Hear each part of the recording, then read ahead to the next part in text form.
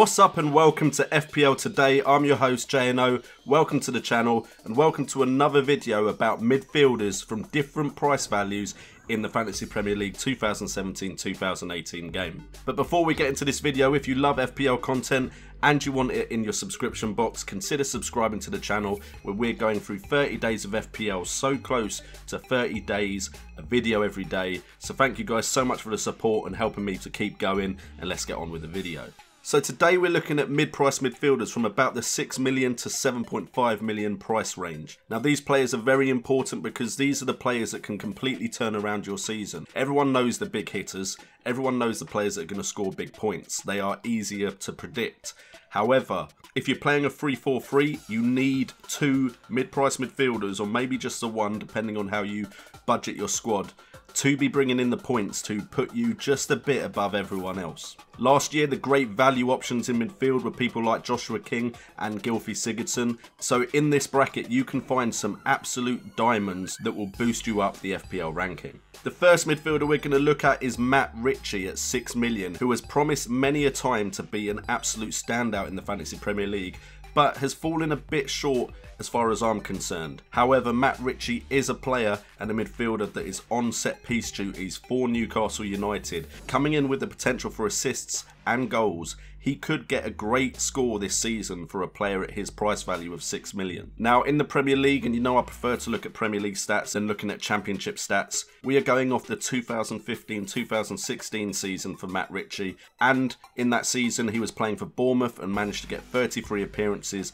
37 if you include substitute appearances, and got 4 goals and 8 assists, meaning he was included in 12 goals in total. His goal involvement rate while on the pitch was 26.3%, and his chances created was at 42 chances created for that season. The fixture list for Newcastle isn't too bad either for the first 5 games, as he's got Tottenham, Huddersfield, West Ham, Swansea and Stoke. So to me, Ritchie is definitely someone you should consider if you're looking for a cheap midfielder to allow you to spend big elsewhere. He could quite easily fill out the 4th midfielder slot in your midfield, or a 5th midfielder if you're going to load up in midfield and help you get up those FPL rankings. The next midfielder we're going to look at, and it is Nathan Redmond, coming at 6.5 million.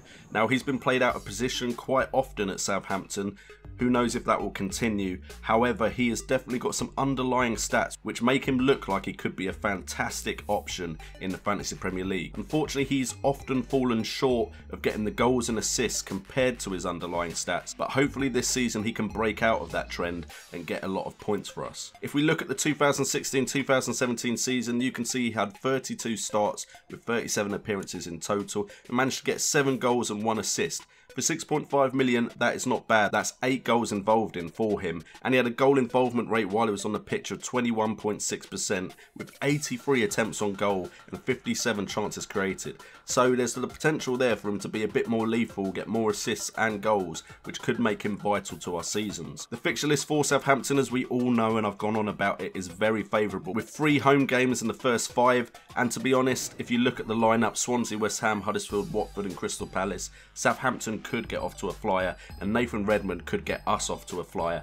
in the Fantasy Premier League. The next player I'm looking at, and if you listen to the Fantasy Football Surgery podcast, you will know I wrote the book on him, and it is Wilfried Zaha, coming in at 7 million. Now last season there were periods where Wilfried Zaha definitely helped me in my rise to almost 10k, still find that quite painful. But Wilfried Zaha definitely had an important part to play in my ranking last season. He seems to be one of the more likely Palace players to be nailed on, even though they've changed manager to Frank de Boer. And he has some great underlying stats, and the potential looks great for Wilfried Zaha moving forward as a great player in the Premier League just generally. With Frank de Boer's fondness of wingers, Wilfried Zaha should thrive, hopefully, under Frank de Boer. And last season he had 34 starts with 35 appearances in total, and he got 7 goals and 11 assists. That's 18 goals involved in last season for a player that's now only worth 7 million in the game, which I think is great value. Goal involvement, it was at 34% for every time he was on the pitch, and he had 49 attempts on goal with 38 chances created. And Palace don't have a bad start to the season either, with Huddersfield, Liverpool, Swansea, Burnley and Southampton. So Wilfried Zaha is definitely great Crystal Palace coverage for the first 5 games of the season. Next up, we're looking at Aaron Ramsey, and while I go over his stats from last year, it's really his potential for emulating a previous season that has him in this list. Aaron Ramsey comes in at 7 million, and last season he only had 13 starts with 23 appearances in total, and he got 1 goal and 4 assists, but near the tail end of the season last year he was doing very well for himself. Goal involvement rate was at 16.1% when he was on the pitch, and his attempts were at 42 and chances created at 23. Now if you consider that's for 13 only starts and 23 appearances in total, those stats aren't actually that bad. And with Leicester, Stoke, Liverpool, Bournemouth and Chelsea in the first 5, I believe if he can stay fit, Aaron Ramsey could have a season like he has had previously where he was a must-have.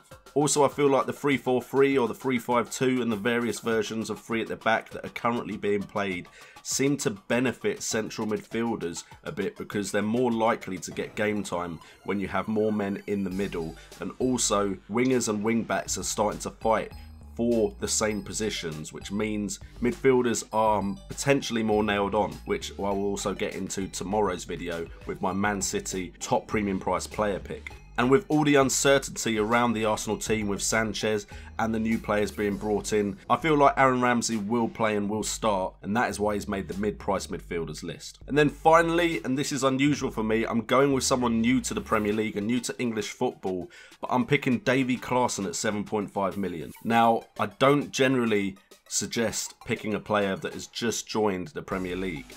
However, I feel that Everton's side is going to have a good season, and I could be completely wrong. But looking at the £7.5 million midfielders, Davy Klaassen kind of stands out to me as the best option. I don't know where he'll necessarily play. We need to see competitive football to be 100% certain of that.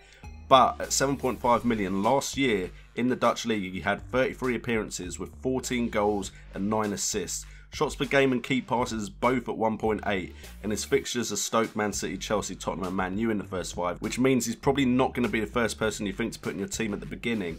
But I definitely think there will be a point where Davy Klaassen could have a massive impact on the season. And for me, I feel like he's the best option for that entire season at 7.5 million right now. Now that could change. Someone could jump out of the box at me in a couple of game weeks and I'll be like, okay, Davy Klaassen was a stupid pick, you should have picked this guy. But right now, I like the look of Davy Klaassen. Anyway guys, thank you so much for tuning into this video as always. If you've enjoyed the video, please hit that like button for me and hit that notification bell if you want to know when I'm going live on the channel. Check out the links in the description down below if you want to support me or get any of my merchandise. We are almost at the end of 30 days of FPL, so thank you so much for all the support. I've been J&O, this has been FPL Today, and remember, it's all about the game.